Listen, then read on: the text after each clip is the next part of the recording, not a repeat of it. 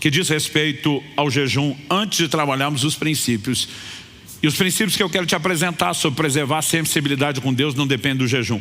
Mas eu preciso falar dessa história para apresentar uma ilustração, uma alegoria. Eu falei isso em um dos cultos, de um dos domingos atrás, mas honestamente eu não me lembro mais em qual dos cultos eu falei. Se eu estiver repetindo, eu não me importo que você ouça de novo, acho até bom, isso vai te ajudar a memorizar. Mas eu sei que eu adiantei essa parábola que ilustra a mensagem de hoje alguns cultos atrás de uma das reuniões. Então vamos lá. Em agosto do ano passado, eu estava num segundo período de um jejum prolongado. E um homem de Deus que eu respeito demais, um dos gigantes espirituais da nação. Nós estivemos juntos num evento e como a gente esteve por mais de um dia, eu não consegui esconder dele que eu estava jejuando, né? Vamos almoçar hoje? Falei, olha, hoje eu prefiro pular o almoço, né? Não, tudo bem, a gente come à noite. Falei, então, à noite também não vou comer, mas posso sentar, conversar com vocês? Não, então a gente deixa para o café da manhã.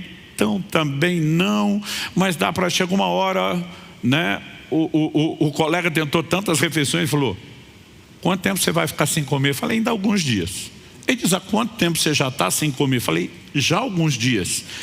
E aí ele falou, olha, desculpa, eu estou fazendo a pergunta porque eu sei o que você tem falado, o que você tem ensinado. E ele falou assim, eu gostaria, se você me der espaço e não for invasivo, de fazer uma pergunta. Eu falei, qual a pergunta? Ele falou, Subirá, talvez você seja a pessoa que eu conheço que mais jejua, que mais tem se dedicado a isso, falado sobre o assunto. O que é que tem te levado a dar tamanha importância ao jejum?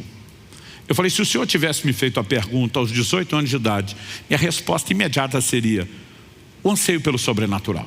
Foi isso que me fez pegar esse barco.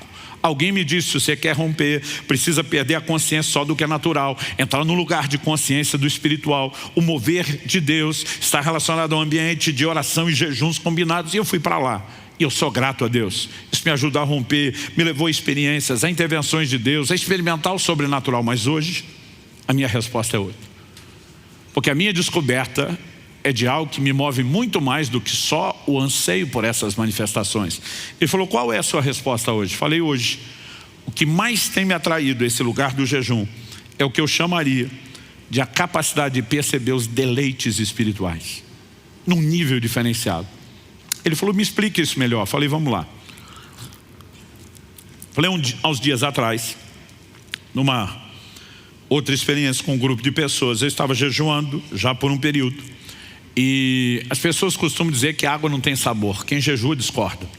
Porque o paladar vai ficando tão apurado à medida que o seu corpo passa todo um processo de limpeza, de desintoxicação. O próprio fato de não ter aquela enxurrada, né, de sabores, porque você vai ficando dias sem comer. A capacidade do paladar é algo assim impressionante.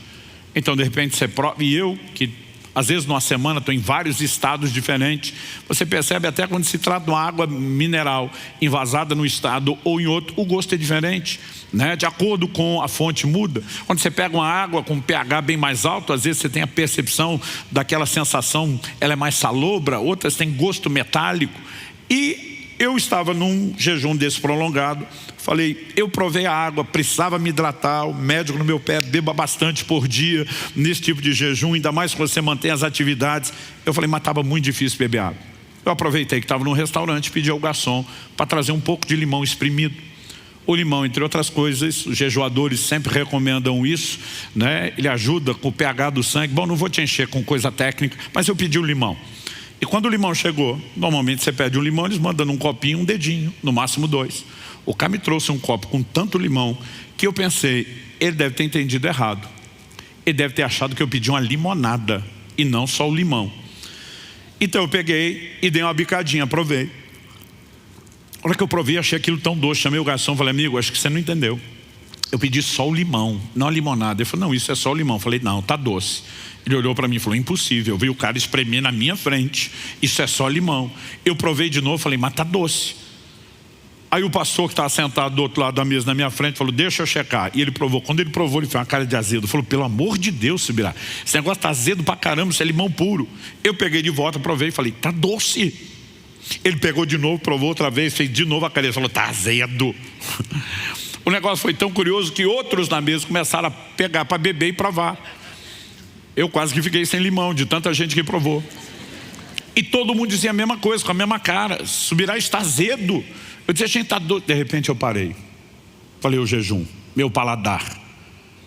Porque você está tão desintoxicado, o corpo tão limpo, tão sensível, que você consegue perceber a doçura da frutose do limão, que mais ninguém percebe.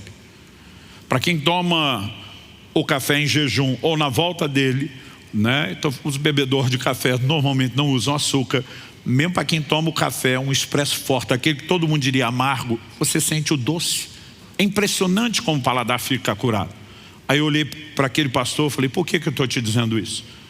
Uns dias depois do episódio do limão, eu estou com outro grupo de pastores e a gente saiu, fui com eles para o restaurante mesmo sem comer, porque eu queria aquela roda de comunhão. E logo depois do almoço, um abençoado pega uma salada de frutas de sobremesa e ele começa a enchê-la de leite condensado. Quando eu vi aquilo, eu queria voar por cima da mesa no pescoço dele. Eu queria gritar com ele na frente de todo mundo, a fruta já é doce, não precisa de leite condensado. Mas eu pensei, é doce para quem está com o paladar limpo. Para quem está intoxicado de açúcar, que nem ele não percebe mais. E ele precisa pôr um outro tipo de doce, porque ele já não tem a capacidade de perceber o açúcar da fruta. Quando eu terminei a alegoria, a parábola, o pastor já estava balançando a cabeça.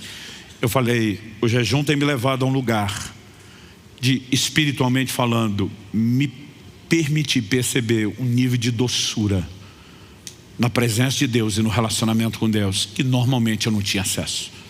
E eu ficava me perguntando, esse doce estava aí o tempo todo, e era eu que por causa dessa desgraça do leite condensado não percebia.